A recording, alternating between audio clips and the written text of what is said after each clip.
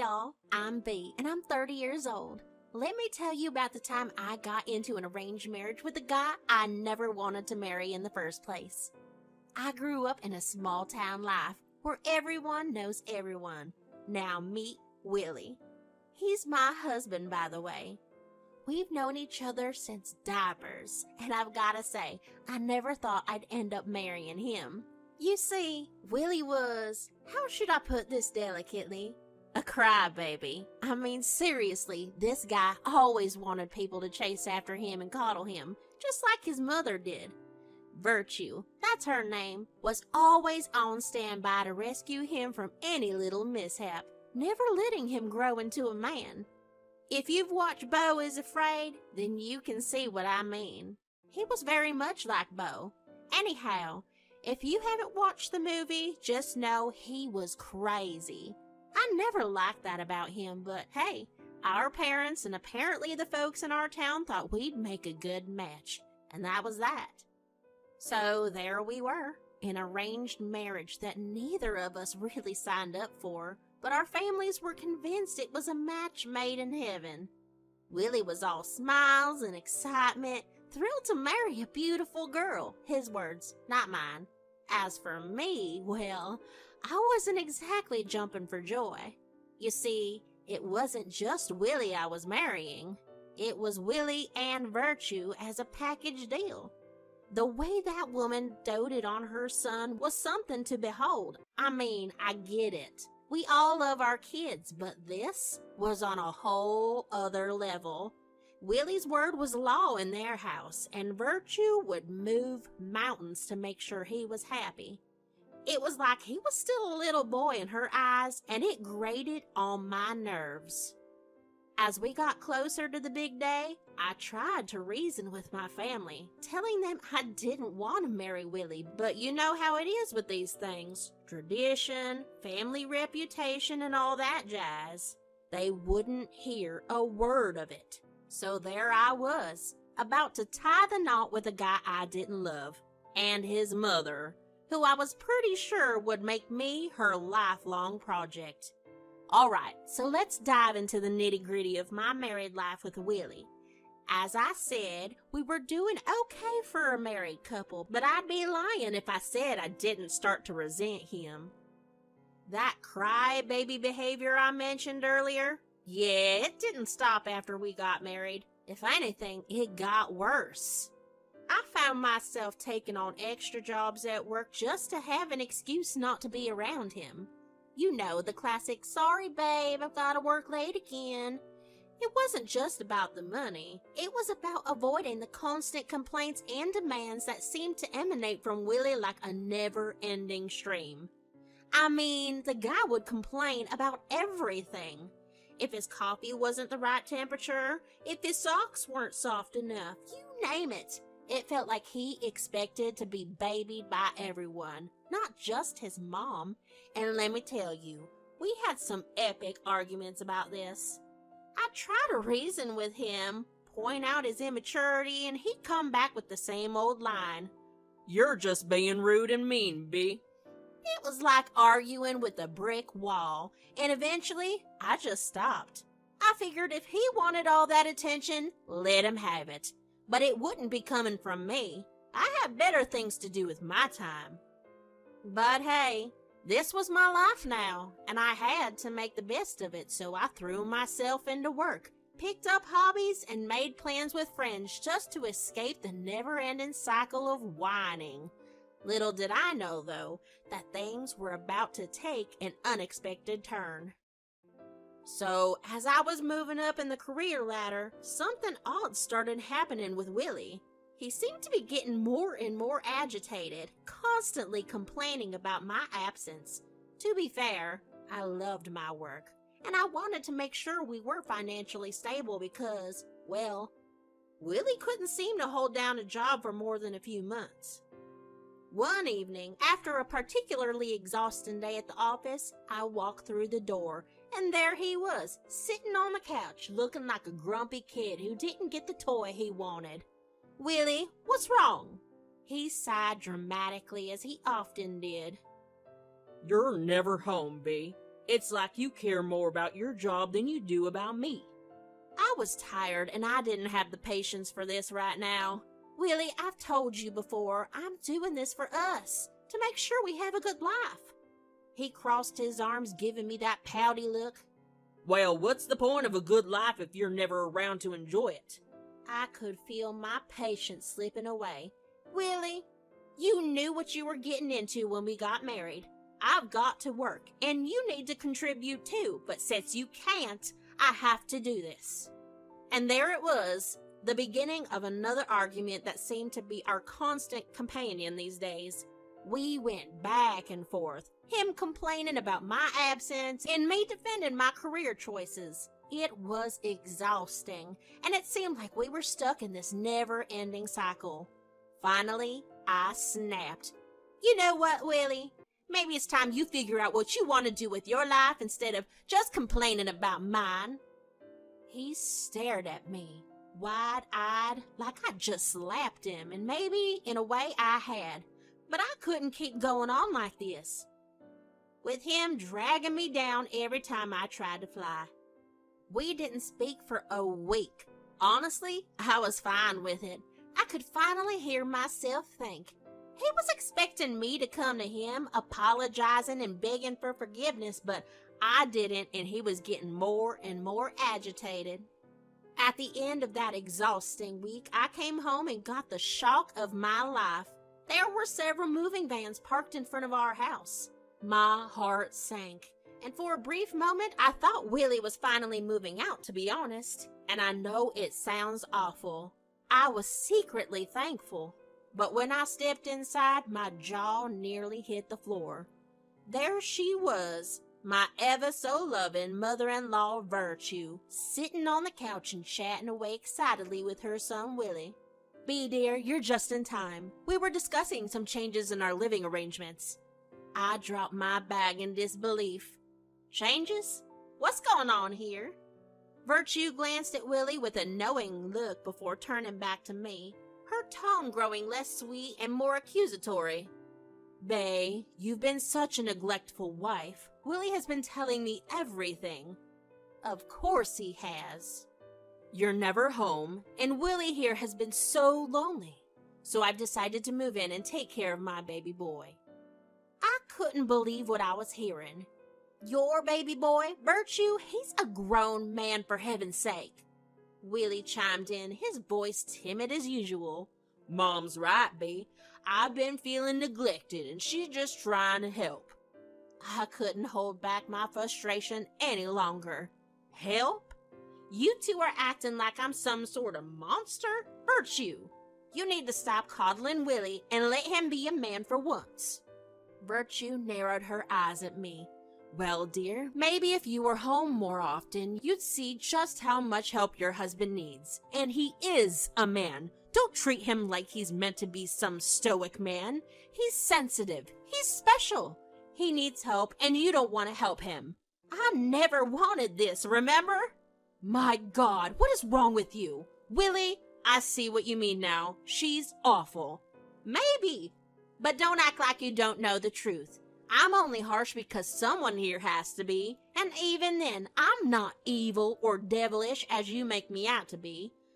I'm just an adult, and sometimes in this adult life, you gotta face some harsh realities, like growing up and not hiding behind your mother and facing your problems. You don't know what you're talking about. You're just a bully, but that's okay because I'm here to help. I looked at Willie like, seriously? Willie just shrugged, avoiding eye contact, and said, Mom knows what's best. I had to take a deep breath to keep me from losing my temper completely. Fine, Virtue. You want to move in and play house with your son? Go ahead, but don't expect me to be your live-in maid. With that, I stormed off to our bedroom, leaving the two of them behind. My marriage was already on shaky ground, and it seemed like things were about to get a whole lot worse. Months had dragged on since Virtue moved in, and I couldn't bear the living arrangement any longer. Just when I thought Willie couldn't get any worse, his mother's presence amplified all his shortcomings. She even babied him relentlessly throughout his life, and it grated on my nerves more and more each day. One day, as I was getting ready for work, I noticed something odd. Willie was just lounging on the couch watching TV when he should have been at his job. And come to think of it, he didn't seem to be going to work for a while now. I couldn't contain my curiosity. "Willie, aren't you supposed to be at work?" He turned his head lazily and mumbled, "Oh, I quit my job." "What? When?" "Like 2 weeks ago." I nearly dropped my coffee mug. "What? You didn't tell me?" He shrugged nonchalantly. "I figured you'd understand. It didn't make sense, and work is boring and hard. And besides, you're the one making all the money, right?" I was shocked and furious all at once. Yes, I was the breadwinner, but that didn't give him the right to sit around and do nothing. "Understand? Willie, you can't just quit your job without discussing it with me. We have bills to pay." As usual, she had a bat signal or something. Virtue came to her son's rescue, swooping into the room like an overbearing guardian angel. "Now, Bea, dear, what's going on? Why are you yelling at my son? Did you know about this?" "What? Your son quit his job and didn't even have the decency to tell me, let alone discuss it with me." "Oh, that. Well, honey, Willie's just going through a tough time right now. He needed a break." "Oh, so you did know about it?" I can't say I'm surprised, just typical. "Bea, don't be so ugly. I told you he needed a break. He was stressed out." I could feel my blood pressure rising. "A break? Virtue, he's been on a break ever since you moved in here.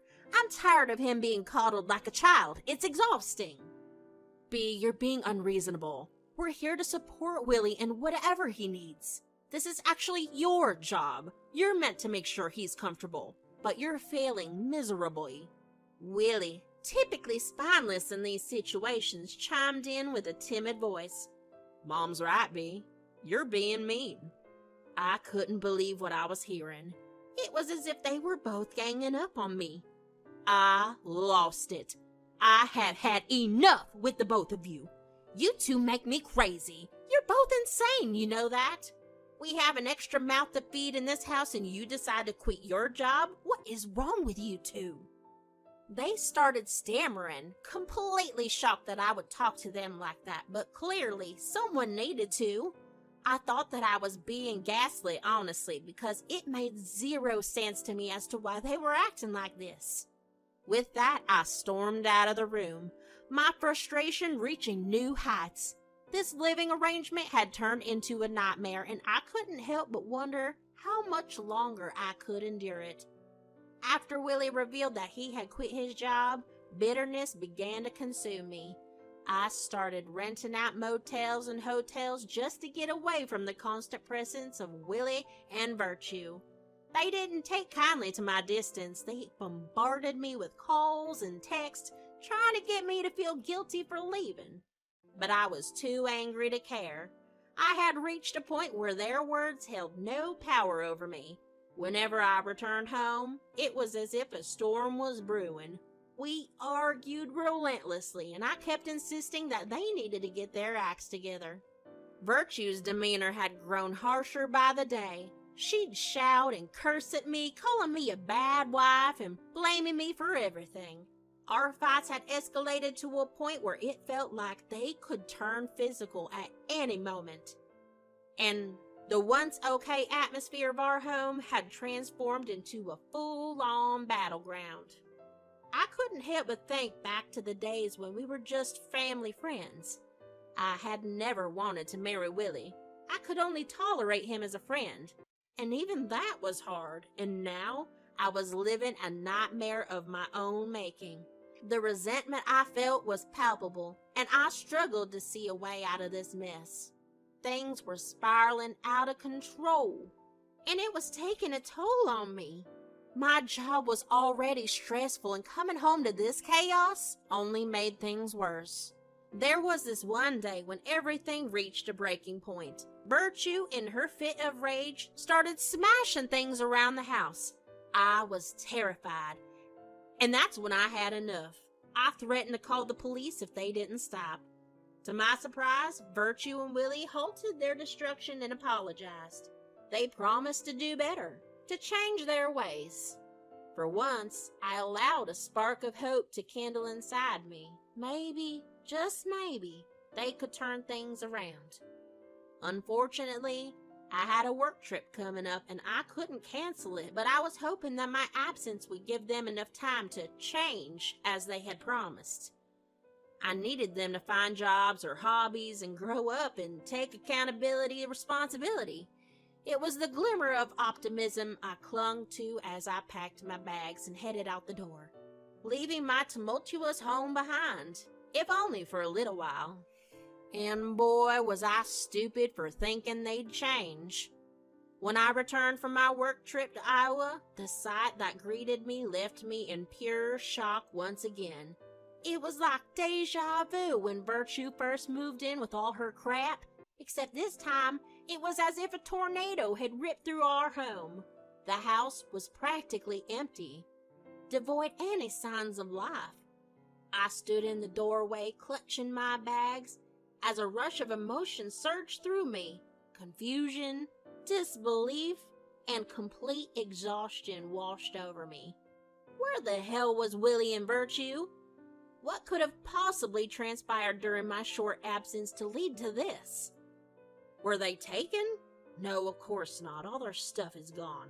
So why did they leave? Their absence felt eerie. It wasn't just a suitcase they had packed. It was as if they had decided to wipe their presence entirely from our lives.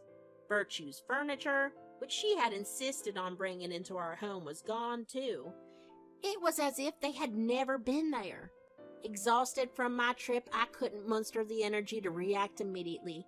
I dropped my bags and slowly made my way through my eerie empty rooms. There were no notes, no messages, nothing to explain their sudden disappearance. Panic began to creep in as I wondered if something terrible had happened to them. With trembling hands, I picked up my phone and dialed their numbers. But the calls went straight to voicemail. I left frantic messages hoping for a response that never came. Overwhelmed and confused, I decided to wait until morning, hoping that some explanation would surface with the light of day. The next morning, I was rudely awakened by the insistent ringing of my phone. Groggily, I picked it up, not recognizing the number. It was Virtue, and she wasn't alone. The moment I answered, they both started shouting on the other end. "You've ruined our lives!" I was still half asleep, trying to process their accusations. "What are you talking about? Where the hell are you guys?" They continued their rant, claiming I was controlling and mean and that I made their lives miserable. Virtue declared, "We've had enough, B, and we left to teach you a lesson. And if you plead, I'll tell you where we are."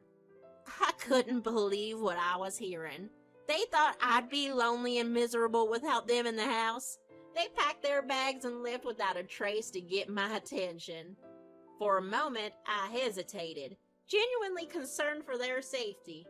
I finally asked after a pause, "Well, then please don't tell. I don't care where you are. I'm not begging for you to come back. In fact, stay wherever you are."